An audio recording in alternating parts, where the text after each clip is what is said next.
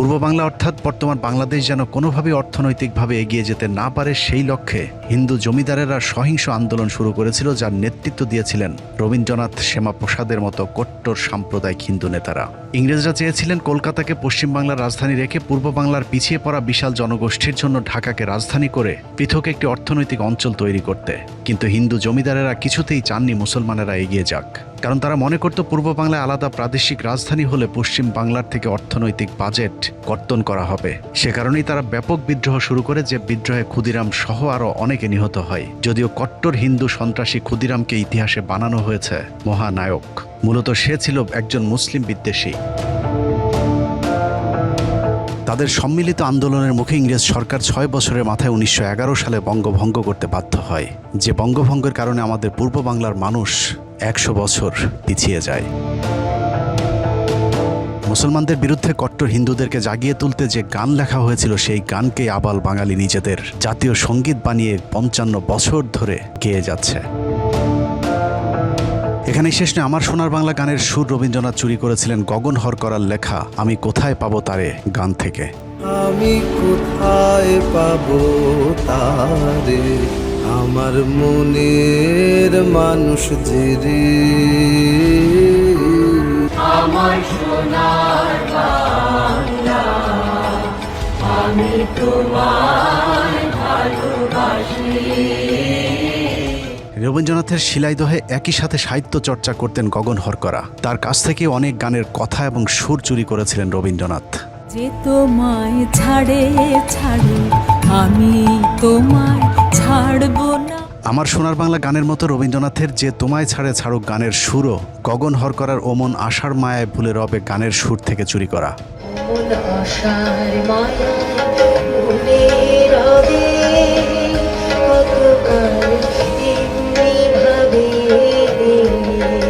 কোথায় পাবো তারে, আমার মনের মানুষ যে রে। গগন হরকরার মতো কাজী নজরুল, লালন শাহী সহ আরও অনেকের সাহিত্য চুরি করে নিজের বলে চালিয়ে দিয়েছে রবীন্দ্রনাথ। অনেকেই মনে করেন কাজী নজরুল ইসলামের শেষ বয়সে কথা বলতে না পারার পেছনেও রবীন্দ্রনাথের হাত রয়েছে। রবীন্দ্রনাথের বোনকে কাজী নজরুল ইসলামের পেছনে লেলিয়ে দিয়ে কাজী নজরুলের অনেক সাহিত্যকর্ম চুরি করেছিলেন রবীন্দ্রনাথ, যেটাকে পরবর্তীতে তিনি নিজের নামে চালিয়ে দিয়েছেন। কাজী নজরুল যেহেতু শেষ বয়সে কথা বলতে পারেননি, যে কারণেই এসবের বিরুদ্ধে কোনো প্রতিবাদ করতে পারেননি আমাদের জাতীয় কবি কাজী নজরুল ইসলাম।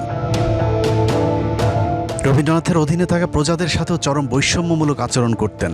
বিশেষ করে নিম্নবর্ণের হিন্দু এবং মুসলমান প্রজাদের উপর বর্ণবাদী আচরণ চালিয়েছে রবীন্দ্রনাথ। মুসলমানদেরকে তো রবীন্দ্রনাথ মানুষই মনে করতেন না। মুসলিম অধ্যুষিত পূর্ব বাংলার মানুষকে নিয়ে বহুল আলোচিত সেই উক্তি, 7 কোটি সন্তানের হে মুগ্ধ জননী, রেখেছ বাঙালি করে মানুষ করণী। রবীন্দ্রনাথ কতটা মুসলিম বিদ্বেষী ছিল এটাই তার জ্বলন্ত প্রমাণ। তারপরেও বাংলাদেশের ভারতীয় দালালেরা রবীন্দ্রনাথকে বর্ণবাদী বলতে নারাজ, অথচ রবীন্দ্রনাথ ছিল ভারতীয় বর্ণবাদীদের প্রধান পৃষ্ঠপোষক। তো রবীন্দ্রনাথ ঠাকুর ঢাকা বিশ্ববিদ্যালয়ের প্রতিষ্ঠার বিরোধিতা করেছিলেন কি করেন নাই, এই বিষয়ে মীমাংসা করার জন্য রমেশচন্দ্র মজুমদারই যথেষ্ট।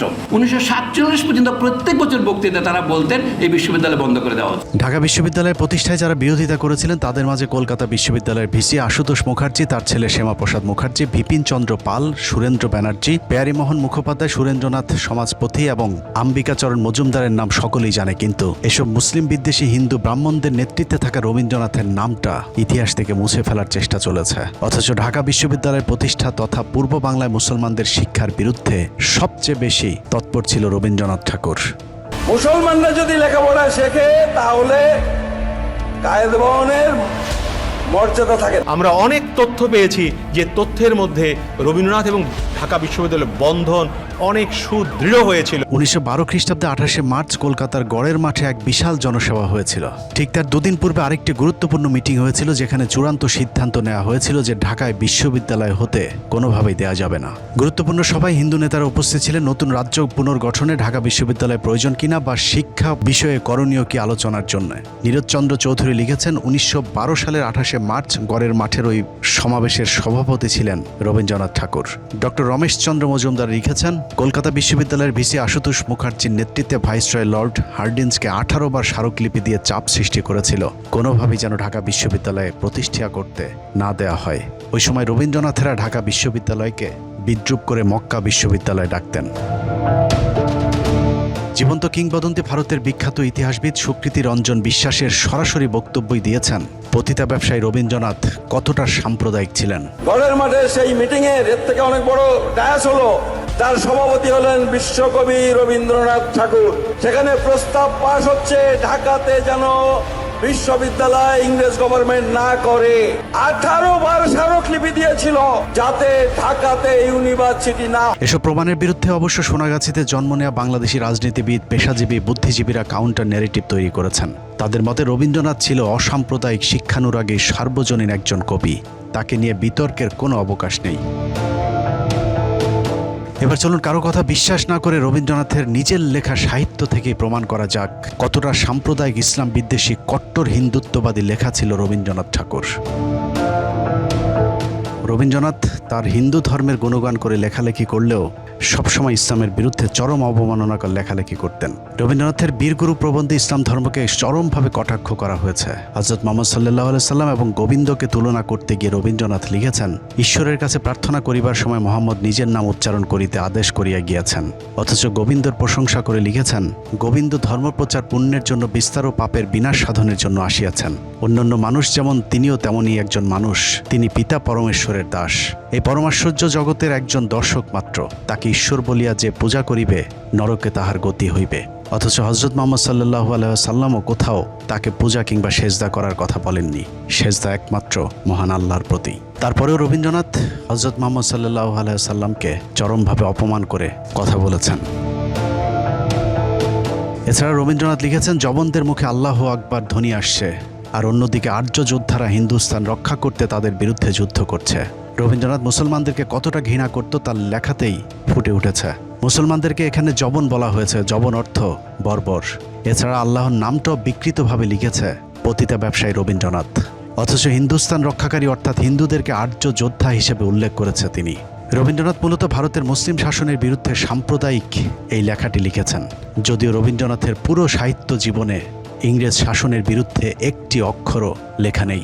যেখানে আমাদের জাতীয় কবি ইংরেজদের বিরুদ্ধে লেখালেখি করতে কারাভোগ করেছিলেন, কারাগারে বসেই তিনি লিখেছিলেন, কারার ওই লৌহ কপাট। প্রায়শ্চিত্ত নাটকে রবীন্দ্রনাথ লিখেছেন, খুন করাটা যেখানে ধর্ম সেখানে না করাটা পাপ। এটা শিখতে তোমার বাকি আছে যে মুসলমান আমাদের ধর্ম নষ্ট করছে, আর যারা মিত্র তাদের বিনাশ না করাই অধর্ম। বেদ, ব্রাহ্মণ, রাজা ছাড়া আর কিছু নাই ভবে পূজা করিবার, এই কটি কথা যেন মনে সার, ভুলিনি আমি কথা হবে। অর্থাৎ পৃথিবীর একমাত্র হিন্দু ধর্মই সঠিক ধর্ম, তাদের ব্রাহ্মণ রাজাই একমাত্র পূজার যোগ্য। এক কথায় বললে রবীন্দ্রনাথ ছিল শুধুমাত্র মুসলিম বিদ্বেষী। রবীন্দ্রনাথের জীবদ্দশাতেই তার বিরুদ্ধে সাম্প্রদায়িকতার অভিযোগ উঠেছিল। বিশেষ করে মুসলিম বিদ্বেষের বিষয়টি পরিষ্কারভাবেই ফুটে উঠেছিল, এবং রবীন্দ্রনাথ নিজেই হিন্দুত্ববাদীদের কবি হিসেবেই নিজেকে পরিচয় দিতে গর্ববোধ করতেন। তিনি লিখেছিলেন, মুসলমান বিদ্বেষ বলিয়া আমরা আমাদের জাতীয় সাহিত্য বিসর্জন দিতে পারি না। মুসলমানদের উচিত নিজেদের জাতীয় সাহিত্য নিজেদেরই সৃষ্টি করা। রবীন্দ্রনাথ জীবিত থাকতেই তার সাহিত্য মুসলমানদের জন্য নিষিদ্ধ করে গিয়েছিলেন, যদিও সেই সাহিত্য এখন আমাদের মুসলমানদেরকে নানাভাবে গেলানোর চেষ্টা করা হচ্ছে। কবি মোতাহার হোসেন চৌধুরী শান্তিনিকেতনে রবীন্দ্রনাথকে জিজ্ঞেস করেছিলেন, আপনার লেখা ইসলাম এবং বিশ্বনবী সম্পর্কে কোনো প্রশংসা নেই কেন? উত্তরে রবীন্দ্রনাথ বলেছিলেন, কোরআন পড়তে শুরু করেছিলাম, কিন্তু বেশি দূর এগোতে পারিনি, আর তোমাদের রাসূলের জীবন চরিত্র ভালো লাগেনি। ইংরেজদের 200 বছরের ইতিহাসে ব্রিটিশ বিরোধী সংগ্রামে মুসলমানরা প্রতিটি আন্দোলনে নেতৃত্ব দিয়েছেন। অন্যদিকে রবীন্দ্রনাথের মতো ব্রাহ্মণ শ্রেণী ইংরেজদের পা চেটে জমিদার তন্ত্র টিকিয়ে রেখেছেন। শুধু তাই নয়, মুসলমানেরা ইংরেজদের বিরুদ্ধে বিদ্রোহ করারও কট্টর সমালোচক ছিলেন রবীন্দ্রনাথ। রবীন্দ্রনাথ তার কণ্ঠরোধে লিখেছেন, কিছুদিন হইল একদল ইতর শ্রেণীর অবিবেচক মুসলমান কলকাতার রাজপথে লোস্টন হস্তে অভদ্রতার চেষ্টা করিয়াছিল। তাহার মধ্যে বিস্ময়ের ব্যাপার এই যে উপদ্রবের লক্ষ্যটা বিশেষ করে ইংরেজদের প্রতি। তাদের শাস্তিও যথেষ্টই হইয়াছিল। প্রবাদ আছে, ইট্টি মারিলে পাটকেলটিও খাইতে হয়, কিন্তু মূর্গণ অর্থাৎ মুসলমানগণ ইট্টি মারিয়া পাটকেলের অপেক্ষা অনেক শক্ত শক্ত জিনিস খাইয়াছিল। এরপরেও রবীন্দ্রনাথ নাকি দেশপ্রেমিক এবং ব্রিটিশ বিরোধী লেখক ছিলেন। এরপরও যেসব বাংলাদেশি মুসলমানেরা রবীন্দ্রনাথকে ঘুরিয়ে পেঁচিয়ে অসাম্প্রদায়িক, মেধাবী, বাংলাদেশি মুসলমানদের শুভাকাঙ্ক্ষী হিসাবে প্রতিষ্ঠিত করতে চাবে, তারা হয়তো জ্ঞানহীন অথবা জ্ঞানপাপী, অথবা সোনাগাছির রক্ত তাদের শরীরে প্রবাহমান। রবীন্দ্রপ্রেমীরাই সিদ্ধান্ত নিক তারা আসলে কোনটা। বাংলাদেশের মুসলমানদের কাছে আজ সবকিছু পরিষ্কার। আমরা মনে করি রবীন্দ্রনাথ মানেই বিজেপি, রবীন্দ্রনাথ মানে RSS। রবীন্দ্রনাথের দেখানো পথেই সৃষ্টি হয়েছে আজকের কট্টর হিন্দুত্ববাদী সন্ত্রাসী মোদি, অমিত শাহ কিংবা শুভেন্দু অধিকারীদের মতো হিন্দু সন্ত্রাসীরা। রবীন্দ্রনাথ, শ্যামাপ্রসাদ মুখার্জিদের দেখানো পথে আজকের ভারতের মুসলমান নিধনের কাজ চলছে। অতএব চোর, পতিতা ব্যবসায়ী, মুসলিম বিদ্বেষী রবীন্দ্রনাথকে না বলুন। চোরের লেখা বই, কবিতা, প্রবন্ধ, সর্বোপরি চুরি করা কথিত জাতীয় সঙ্গীত পাঠ করা এখনই বন্ধ করুন। আল্লাহ হাফেজ।